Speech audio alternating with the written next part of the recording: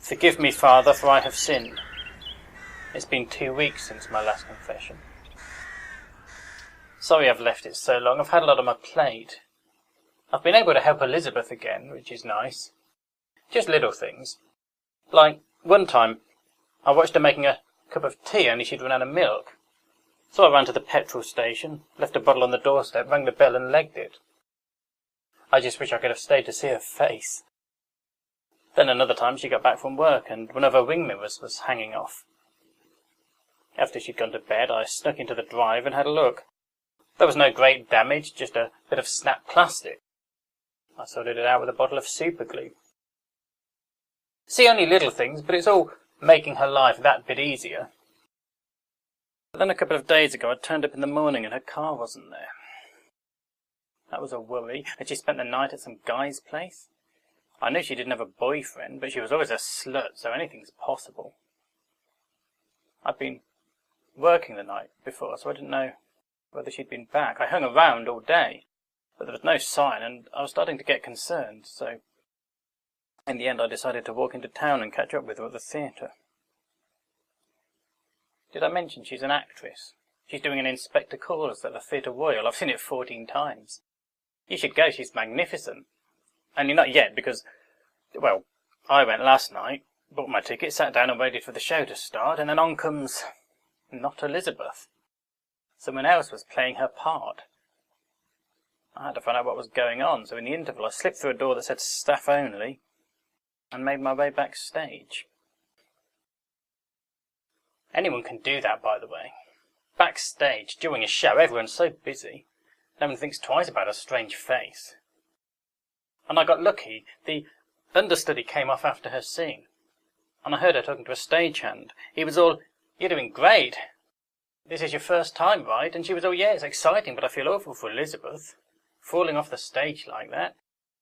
And he was all, "It didn't surprise me. She's been so distracted lately. She thinks someone's stalking her. Weird shit keeps happening. Sorry, Father. Weird stuff keeps happening. Milk bottles turning up on her doorstep and shit like that." And the understudy was all, "Is that a stalker? Or was it just, like, a milkman?" And she was all, "Maybe both." Well, you can imagine my relief. It would have been awful if she'd spent the night with another man. But this wasn't good either. Apparently she'd broken her arm, and it was pretty bad, so she'd got to stay in hospital for a couple of days while they fit a metal plate. I felt terrible because it seemed like I was partially responsible. I decided to pay her a visit. First thing was I needed to know what hospital she's in. No problem there. I walked over to the stagehand and asked. He just told me, simple as that. Buckland Hospital. So the next day, yesterday, I went along at visiting time, got the woman on reception to point me to Elizabeth's ward, and pretended I was visiting the old man across from her. Because obviously I can't actually visit Elizabeth. She doesn't want me in her life, she thinks I'm dead, blah blah blah. But I could check up on her and listen in if she had any real visitors. In the meantime, I figured I'd better talk to Ted. That's the old man I was pretending to visit. I looked at his chart, thought I'd better know the guy's name at least. I'd been concerned by the welcome I'd receive, paying a hospital visit on a stranger, so it was a bit of a relief when he didn't seem fully with it. Whether I had drugs or dementia to thank, I don't know, but I reckoned he was sufficiently confused to buy a bogus relationship, so I was all, "Hi, Dad." And he was all, "Is that you, Jeremy?" He had a real son, that helped. As long as the real Jeremy wasn't about to turn up, but there wasn't much I could do about that. He asked me how Helen is, and I said fine, and we chatted about this and that. I managed to keep the topics general enough that my lack of knowledge of Jeremy's life wouldn't give me away. But all the time, I was watching Elizabeth. This was the closest I'd been to her since my return from the dead. I looked very different now to when she knew me, but still there was the fear of recognition. As it turned out, she didn't even look over. But she didn't have any visitors of her own either, so my hopes of eavesdropping were dashed. At that point, Ted, who until now had been content to lie on his back with his eyes closed, decided to shift onto his side and have a good look at me. And he was obviously less senile than I'd hoped. Because he was all, "You're not Jeremy." He got quite worked up about it. He wanted to call the nurse until I managed to convince him it was the drugs playing with his mind. I reminded him of how last week he thought he was back in the war, which he didn't remember happening, and I was all, "There you are then. That's the drugs too, making you forget stuff." He seemed to buy that, but he wasn't totally mollified, and the atmosphere felt awkward. I was about to make my excuses and leave when another visitor came in, and I thought I'd hang on in case he was here to see Elizabeth. He wasn't. He was visiting another old man in the bed next to hers. Though he might as well have been, because it turned out he didn't know either of them. He said he was from the St. Wurzel's Volunteer Visitor Scheme, and I thought, I wish I'd thought of that rather than being bloody Jeremy.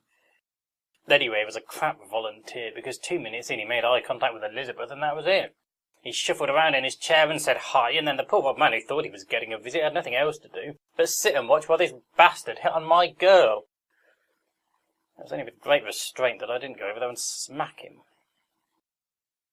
His name's Quentin. Quentin! What a knob! Sorry, Father, what a... No, I'll stick with knob. He's a will writer, not even a solicitor. He just writes them. Anyone could do that. You can get a pack. I've seen him in Smith's. Unfortunately, Elizabeth seemed impressed by this and made no attempt to hide the fact that she was attracted to the guy. God knows why. I mean, I suppose he was good-looking in the conventional sense, but only insofar as you can be good-looking when you look like a knob. Still, at least she was talking to someone now, so there was some hope I'd learn something of what's going on in her life, though only if Quentin would ever stop banging on about himself. It was all sporting triumphs, and his fascinating collection of wax-cylinder recordings, which got Elizabeth all excited because she's got a load of her granddads in the attic. So that gave Quentin an opening to make out he was fascinated by her family history, when really all he wanted was to get inside her pants. So, all in all, not a great success. And the worst part is they're meeting for coffee tomorrow. Since when did Elizabeth drink coffee? That's what I'd like to know. I'm worried, Father. When she started dating that bastard Adrian, I split them up by planting indiscreet texts on his phone. But she'd smell a rat if I pulled the same trick twice. How else can I end this? I'm running out of ideas. I've got a horrible feeling I'll just have to sit back and watch this one unfold.